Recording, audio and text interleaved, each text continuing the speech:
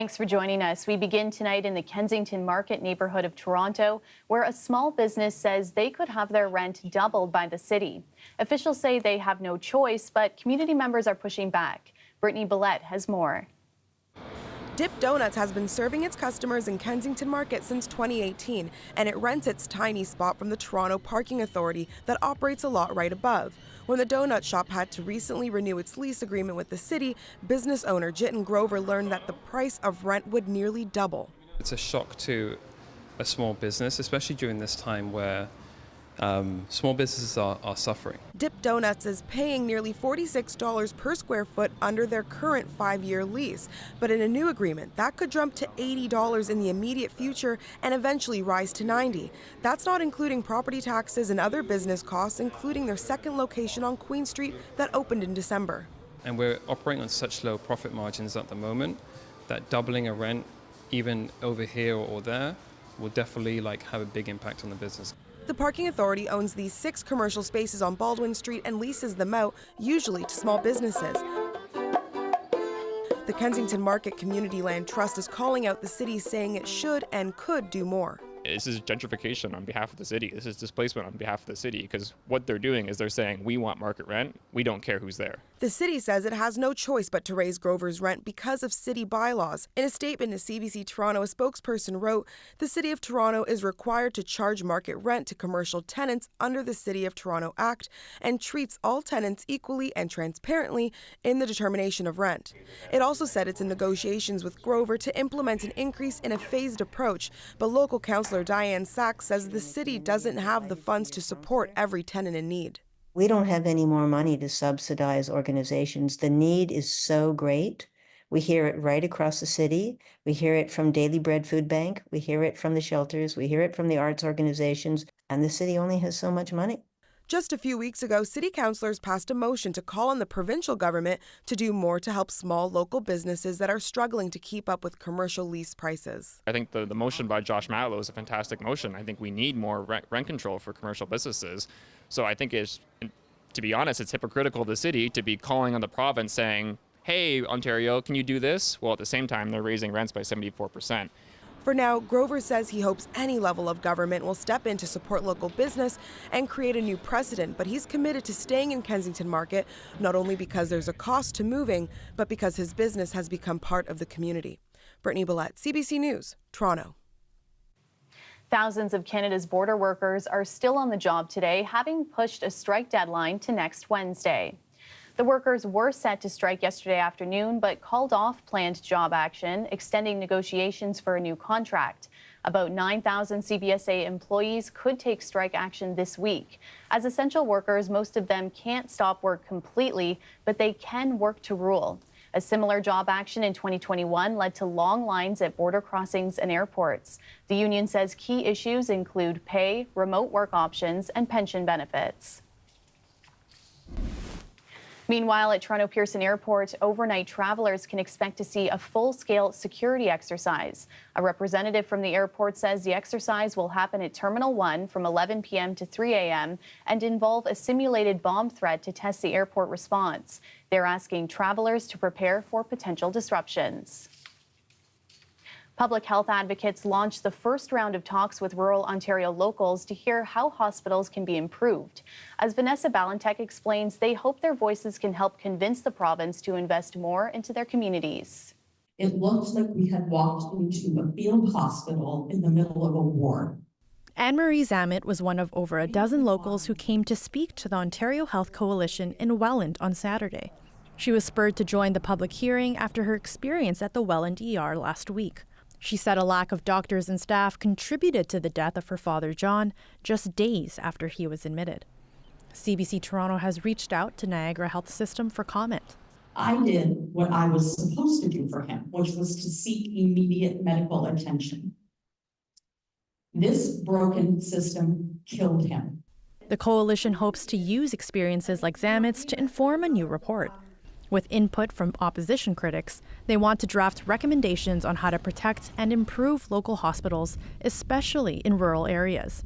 Executive Director Natalie Mehra says it's following the report last year, which recorded almost 1,200 ER closures in the province, including the one in Minden. The goal is to push the Ford government and stop them from continuing to shut down and dismantle public health services and sort of destroy them through privatization. Dr. Alan Drummond, an emergency physician in Perth, Ontario, says he's glad they're taking this on, saying ERs can't operate as they should. It undermines the confidence of Canadians and Ontarians in the integrity of their healthcare system. And it leaves emergency healthcare providers feeling extremely uneasy in that we are unable to fulfill our mandate. In response to the campaign, a spokesperson for Minister of Health Sylvia Jones said the province is taking bold action to connect more people to care they need and has put billions into the healthcare system. But Zamet isn't seeing that on the ground. She said she wants investments in local ERs and specialized senior care. I don't want anybody to go through what my father went through. I don't want anybody to go through what my family is going through right now. The coalition has 8 other public hearings from June 11 to 18 and says the report will be released in the fall. Vanessa Ballantyne, CBC News, Toronto. Toronto police say they've arrested a 25-year-old in connection with a homicide earlier this year. Officers responded to a call on February 27th near Elizabeth and Dundas Streets. Police say a man approached a group of people and an altercation followed. They say the man struck the victim, a 50-year-old man who fell down. He was taken to hospital but died of his injuries. The suspect was arrested and initially charged with aggravated assault. He's now also been charged with manslaughter. Toronto police say they've arrested a 33-year-old after a rock was thrown through the window of a synagogue in downtown Toronto. It happened last weekend at the Ashe Minsk Synagogue in Kensington Market. Police say the suspect has been charged with mischief to religious property and failing to comply with a probation order. The federal government announced today it's investing new resources to combat discrimination in Canada, including $110 million they'll put towards an anti-racism strategy. Minister of Diversity, Inclusion and Persons with Disabilities, Kamal Khera, outlined key priority areas today. Our commitment to diversity and inclusion is not just a policy. It's a promise to our children. It's a promise to our future generations that we will continue to work to build a society where everyone, regardless of their race or background, can be who they are without fear of discrimination. Khera says the strategy includes $70 million to help support hundreds of local and provincial initiatives. Today's announcement comes amid rising incidents of Islamophobia and anti-Semitism across the country. After hosting live music for more than 30 years, a concert hall in Toronto's downtown will host its last performance early next year. The Phoenix announced it will close its doors in January. Phoenix is a legendary Toronto venue. I personally have been to some really special shows there. One of the things that's special about it is its ability to transform depending on the type of show that's happening there. So it's kind of like this blank canvas for anything to go in, and it just really pulls focus to the stage. Plans are underway to find a new location to keep the music going. The hope is that the Phoenix can avoid shutting down permanently like many other Toronto venues in recent years. In the meantime, it will continue to operate through the fall with its last show slated for January 15th.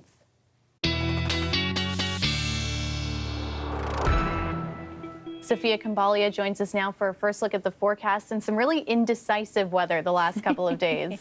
Yeah, Goldilocks is going to come into play here. Is it too hot? Is it too cold? And we're not going to have a free ride for this upcoming week ahead either. It overall was quite a pleasant day throughout much of your Saturday. The showers and even some storm activity moving in throughout the region and especially around the Nickel Belt as we speak. It's this upper trough that we're going to have above us for the next 24 hours or so. It'll keep temperatures seasonal or just a little bit below. Clearing but cooler for Monday. You might have felt the winds gusting today anywhere from 30 to 40 kilometers an hour, bringing in again this upper trough from the west. You will have some heavier rain and showers, especially in the Golden Horseshoe towards the Niagara region into your overnight, and then everybody will see the showers tomorrow. However, Sunday morning, Sunday afternoon, nice dry slot if you go out and take the dog for a walk or head out to the lake shores for any bike rides or any outdoor activity. The morning is the best time to do it. The showers move into the afternoon along with that elevated storm risk, especially for those of you in part of the nation's capital region and sort of the center of that low pressure system that will be moving further to the east.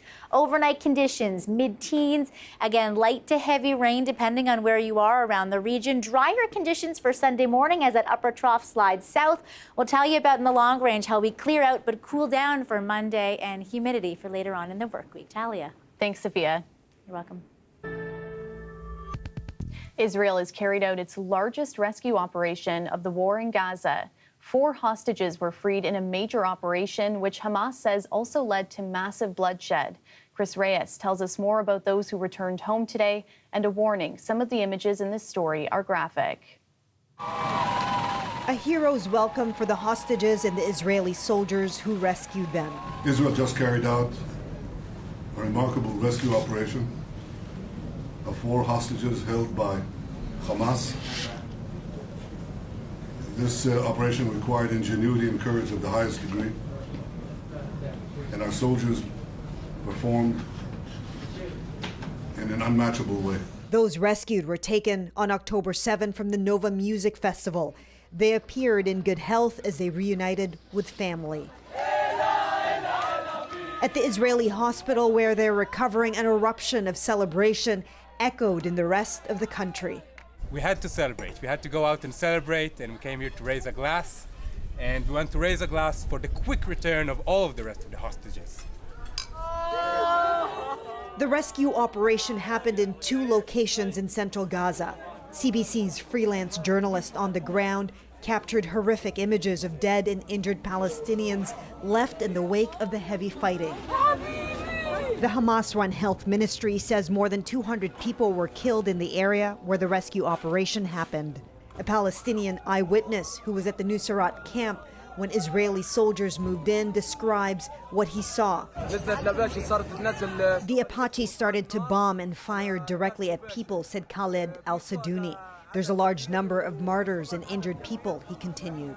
We are in a situation where people are being treated in other people's blood. The hospital is on its knees. From President Biden and French President Emmanuel Macron, praise for the rescue, but also a call to stop the fighting. We won't stop working until all the hostages come home and a ceasefire is reached. That is essential to happen. David Sanger, journalist and author of The New Cold War, says despite the successful rescue, Israel is sure to face continuing questions over its handling of the war. Was there a way for Israel to do this more surgically that wouldn't carry that awful casualty count? On that point, Israel's leadership has expressed only pride in how the rescue operation was accomplished. Hamas is committing war crimes every day, including the holding of these hostages. Our soldiers are performing in the most valiant and moral way to end this war with a victory against these killers and against these kidnappers, and we shall prevail. Israel has maintained it will continue its military operation until all hostages are rescued. According to the IDF, 120 hostages are still in Gaza. Chris Reyes, CBC News, New York. Meanwhile, back at home, a rally was held outside the U.S. consulate in Toronto today. Thousands of demonstrators gathered outside the building, marking 8 months since the start of the Israel-Hamas war. The demonstration is the latest in a series of rallies that have taken to the streets in Toronto, with demonstrators once again calling for a ceasefire in Gaza. Canada's business world took a stunning shock yesterday with news of a sexual assault investigation against Magna International founder Frank Stronach. The Stronach name has been prominent in Canada since the 1980s. Trevor Dunn reports. In Aurora, Ontario, north of Toronto, it's not hard to notice the stamp that Frank Stronach, his family, and his business empire has left on this community. The family has a massive compound in the center of Aurora that includes business offices, several mansions, a golf course, and soccer fields, nature areas, and other community amenities. There are also hockey rinks, hospitals, and recreation centers that bear the Stronach name. This is a community very familiar with what Frank Stronach has done, and it's a community coming to terms with what he's alleged to have done. Pretty shocking. Not surprised. Not surprised at all. I think he's done a lot of good for our community. So, I mean, he's given back, and I think they're truly allegations, so I won't hold judgment. Frank Stronach was arrested yesterday by Peel Regional Police and charged with several offenses, including rape, forcible confinement, and sexual assault. These are charges that span from the 1980s up until last year. Peel Regional Police tell us that there is more than one victim connected to these charges, but they did not give us an exact number. Peel Region, where this police force has jurisdiction, is west of this area. We're in York Region right now, and it is not clear where these alleged incidents happened. In a statement, Frank Stronach's lawyer says that he categorically denies these allegations and he's looking forward to responding to them. Frank Stronach was born in Austria but moved to Canada in the 1950s. That's when he started his company, Magna, a small automotive parts maker that he built into a multi-billion-dollar global empire in the auto parts industry. At times, his daughter, Belinda Stronach, was a leader in the company. She went on to be a former member of Parliament. More recently, the family, though, has been involved in a bitter dispute over control of the family fortune. Peel Regional Police say that Frank Stronach is currently not in custody. He's 91 years old, and he's due in court next month. Trevor Dunn, CBC News, Aurora, Ontario. It's getting harder to find a job in Canada. The percentage of unemployed ticked up slightly last month, even as the economy added more jobs. The jobless rate now sits at 6.2%. Economists say the number of jobs being created is not matching population growth. And they say many of the 27,000 new positions were part-time and in one province, Ontario. The report also noted that students aged 20 to 24 are having trouble finding work. Their employment rate is down nearly 2% from a year ago. Hockey fans across the country will be tuning in tonight for Game 1 of the Stanley Cup Finals. Puck drop is in just under 2 hours. The Edmonton Oilers are in Florida Panthers territory. As Sam Sampson reports, fans from all over are ready for what's expected to be a competitive series. This is the only Oilers logo you're going to find for sale in Florida. The Stanley Cup Final starts on Saturday, and looking around, yeah, anyone wearing orange and blue is probably going to feel a bit outnumbered in a place like this. But some Oilers fans from different parts of Canada probably feel used to being the odd one out. Why not cheer for the Leafs, guys? Why the Oilers? We'd like to feel like there's more playoffs than just the first round, so we decided that, we would stick it out as long as we could. Kidding aside, we're just a huge Oilers fan growing up. I think they're being a bit underestimated. You got Leon, you got McDavid, you got Bushbaum, and you got Skinner. If he plays his game and he plays as hot as he's been, I think they got a good chance to give Florida a really good run. Some fans we spoke with looked into buying tickets for either Edmonton or Florida, and they chose Florida.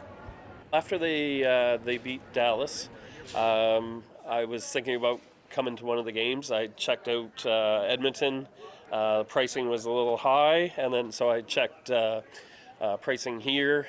Seemed like I could make it work. So I decided, finally pulled the trigger on Thursday at about 3 p.m. Panthers fans are so hungry for a win. They are looking for redemption after losing to Vegas last year in the Stanley Cup Final. But some fans we spoke with actually took a bit of a Canadian tone. They were pretty polite.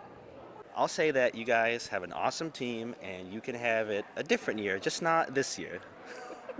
And I do think McDavid deserves it, and he should come back and he should win a different year.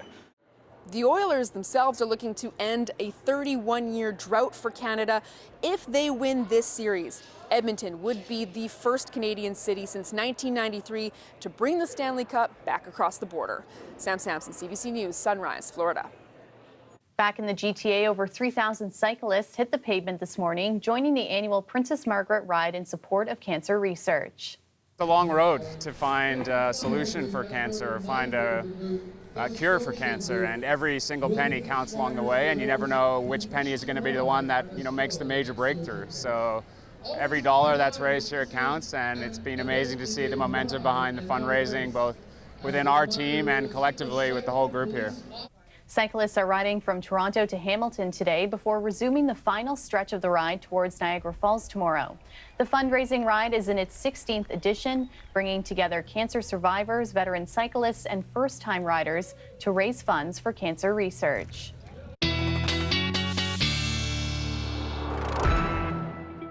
Sophia's back now for a last check on weather, and I'm hoping that sunshine comes back at least some point this week.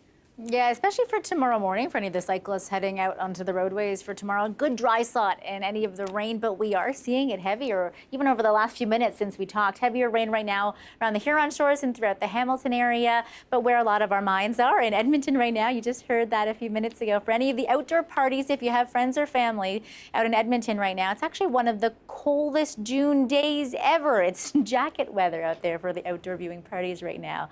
One of the coldest June days there, but meanwhile, we have the rain and below seasonal temperatures here.